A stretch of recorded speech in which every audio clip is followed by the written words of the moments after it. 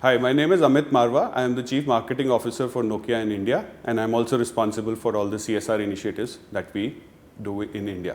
Under our CSR initiative, sustainability is a kind of a mission that we strive with.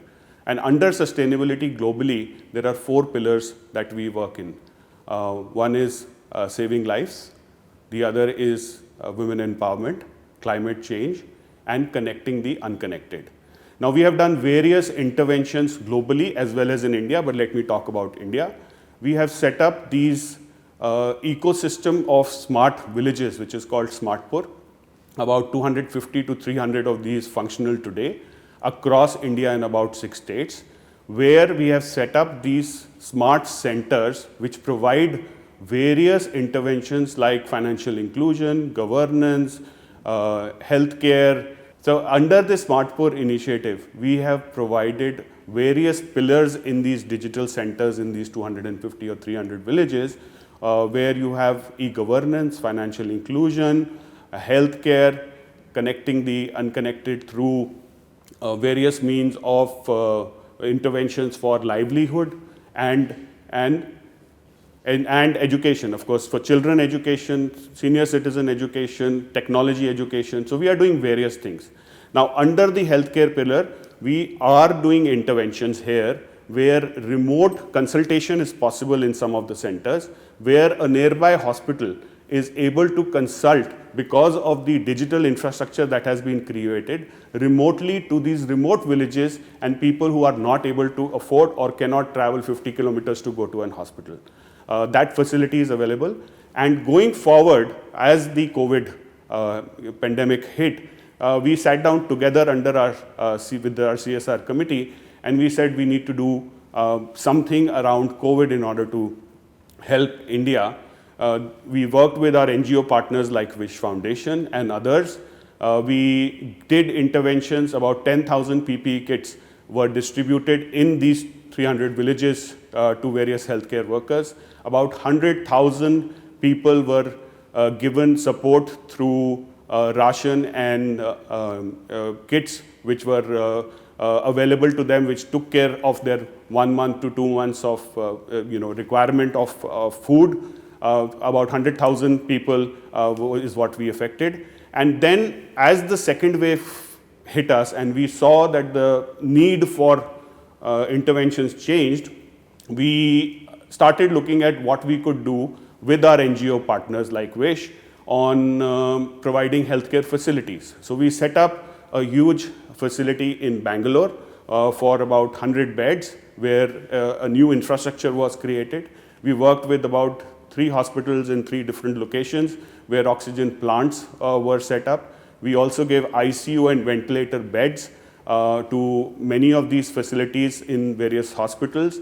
I'm happy to say that 3 months of this intervention working, we have had thousands of people who have benefited from this. About 1,500 people have used these facilities, and I think I'm proud to say and humbly able to say that at least 1,200 lives we would have saved by giving these facilities in the last few months. So I think we are very happy with this. This does not stop. We will continue to do more.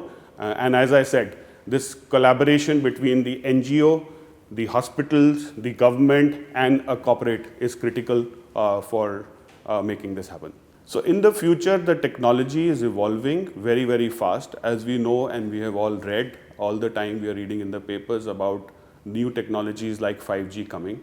One of the critical pillars of 5G is to provide the healthcare for the future. And I'll explain it in a very simplified way.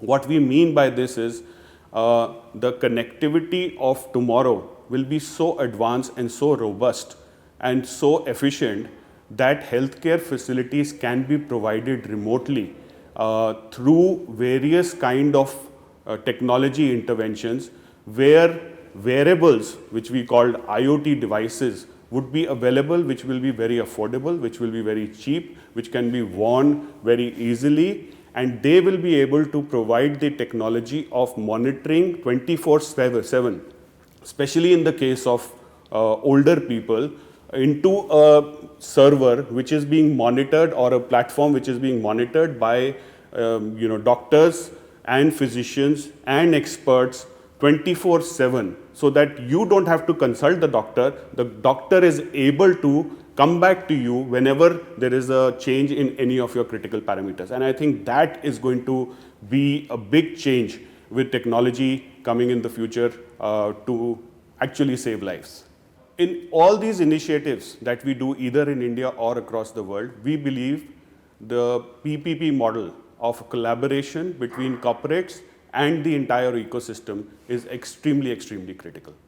So giving you an example of this public-private partnership and how in this partnership, not only as corporates, as donors, we also are able to play a role as technology partners. One of the examples, of course, was with Wish Foundation and Holy Family, where the requirement came from the hospital. The need was there. Wish, as a foundation and NGO partner, helped us to put the whole ecosystem together. And we became the intervention there, not only in funding, but also monitoring and actively participating in making this whole intervention work for the benefit of the hospital.